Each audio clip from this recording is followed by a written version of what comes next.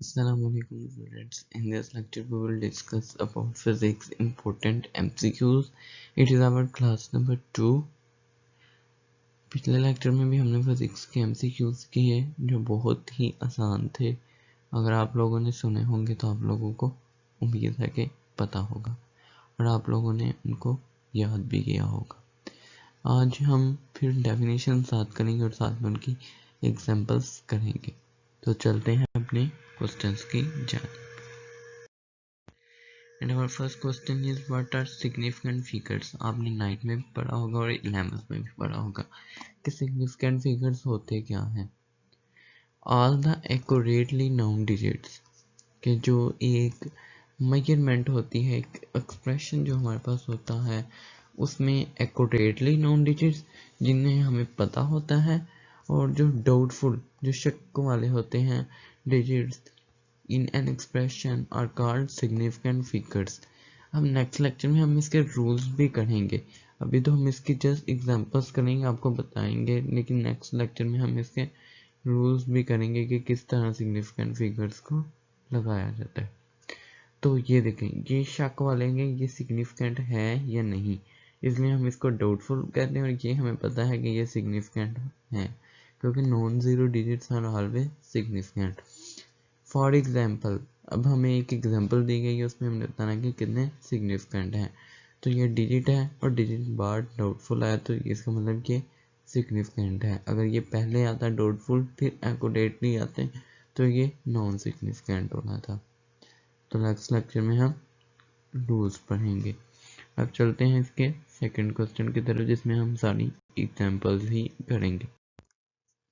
अब एग्जाम्पल है यहाँ हमारे पास, तो एग्जाम्पल्स में अगर हम देखें तो एग्जाम्पल्स ऑफ सिग्निफिकेंट है। पहली हमारे पास 0.34570। तो हम ये देखें कि ये जो डिजिट्स होंगे यहाँ तक, ये जो 34570 यहाँ पे 34570 था, तो ये वाले जो डिजिट्स हैं जिनको हमने हाईलाइट किया हुआ है यही क्या होंगे, सिग्निफिकेंट होंगे। क्यों सिग्निफिकेंट होंगे, क्योंकि जब ज़ीरो आ जाए और ज़ीरो के बाद एक्यूरेटली नॉन डिजिट्स हो जिन्हें हम जानते हों, तो रूल्स में हमने पढ़ा था, रूल्स हम नेक्स्ट लेक्चर में पढ़ेंगे, तब आपको ये बात क्लियर हो जाएगी कि किस तरह सिग्निफिकेंट फिगर्स को लगाया जाता है। तो जो डेसिमल के बाद सिग्निफिकेंट, डेसिमल पहले लगा लिया जाए और उसके बाद वो नंबर्स लगाए जाएं नॉन ज़ीरो, तो फिर जो ये वाले जिनको हमने हाईलाइट किया यही सिर्फ और सिर्फ काउंट होंगे। अगर ज़ीरो दरमियान में आ जाए तो फिर उसको हम इन्हीं डिजिट्स के अंदर काउंट करेंगे। अब यहाँ पे हमारे पास कितने सिग्निफिकेंट फिगर्स आ गए, 5। अब हमने इन सबको काउंट करना है क्योंकि ये मिड पॉइंट आए हैं, तो मिड पॉइंट वाले सिग्निफिकेंट फिगर्स ही होते हैं। तो ये 3 और 3 6, कितने सिग्निफिकेंट फिगर्स हो गए इसमें, 6। अब ये 2 ये फर्स्ट ऑफ ऑल आ गए हैं, डेसिमल से पहले आ गए तो इनको काउंट नहीं करेंगे, अब डेसिमल के बाद वाले करेंगे क्योंकि ये 0 हैं। अगर नॉन ज़ीरो होते तो फिर हमने इसको काउंट कर लेना था। अब ये एक्यूरेटली नॉन डिजिट जिनको हम जानते हैं उनके बाद 0 आए हैं, तो अब इनको हम काउंट कर सकते हैं। ये वाले 4 नंबर हम सिग्निफिकेंट फिगर रखेंगे, तो ये आ जाएंगे 4। अब 0 दरमियान में है और फर्स्ट जो नॉन ज़ीरो है, तो अब ये सारे ही नॉन ज़ीरो आएंगे। तो ये सारे क्या है, नॉन ज़ीरो, और सबको हमको काउंट कर सकते हैं। तो ये भी 6 सिग्निफिकेंट फिगर्स हैं। क्वेश्चन नंबर 3 को कंटिन्यू रखते हैं अब हम। The circumstances of Earth was determined by। अगर circumstances का आपको मीनिंग नहीं पता तो circumstances का मीनिंग होता है हालात। कि जो अर्थ है उनके जो हालात थे उसको जो डिटरमाइन किया था, जाना था, उसकी जांच पड़ताल की थी, वो किसने की थी। तो इसकी जो करेक्ट ऑप्शन है वो क्या है, ऑप्शन नंबर डी, अल बेरूनी। अब अगर आपने पढ़ा होगा स्केलर क्वांटिटीज, स्केलर क्वांटिटीज क्या होती हैं इसके मुतालिक भी क्वेश्चन पूछा जाता है। हम थोड़ा थोड़ा करके अपने जो लेक्चर्स हैं उनको अब हम कंप्लीट करेंगे। चाहे हम थोड़ा थोड़ा पढ़ें, लेकिन हम लेक्चर ज़्यादा बना लेंगे, लेकिन हम थोड़ा थोड़ा पढ़ेंगे ताकि आप लोगों की प्रिपरेशन अच्छी हो सके।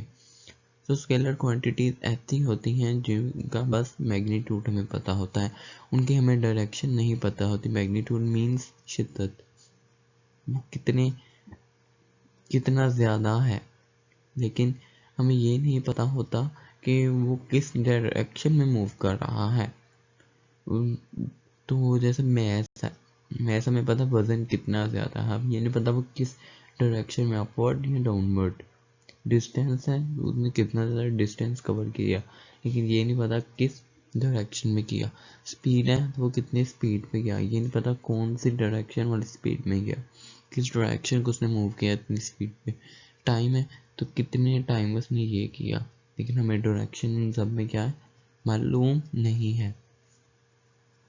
हम इसके हवाले से आपसे एक MCQ से पूछा जा सकता है कि which is not scalar quantity, which of the following is a scalar quantity.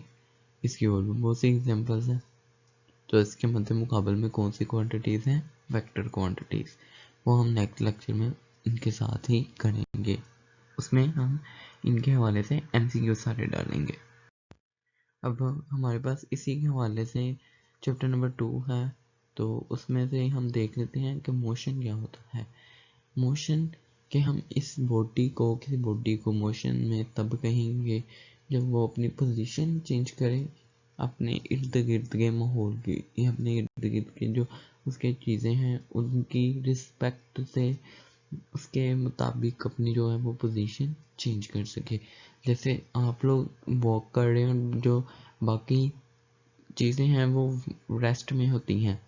Rest वो होती हैं जो अपनी जो सराउंडिंग्स की वजह, जो हमारे इर्द गिर्द की चीज़ें हैं वो जो चलती फिरती नहीं है, एक जगह पर पड़ी रहती है। जैसे हम लोग का ड्रेसिंग होता है, जैसे आप लोगों का बेड होता है, वो मूव नहीं करते, वो रेस्ट में होते हैं, लेकिन आप लोग मूव करते हैं, तो इट मीन्स कि आप लोग मोशन में हैं। तो हम थोड़ा थोड़ा ही करेंगे। तो यही था आज का हमारा लेक्चर। आप लोग हमारे YouTube चैनल को सब्सक्राइब करें, आगे आप लोगों को हमारी तमाम वीडियोस मिलती रहें और आप लोग अपनी प्रिपरेशन को अच्छी तरह जारी रख सकें। Thank you students.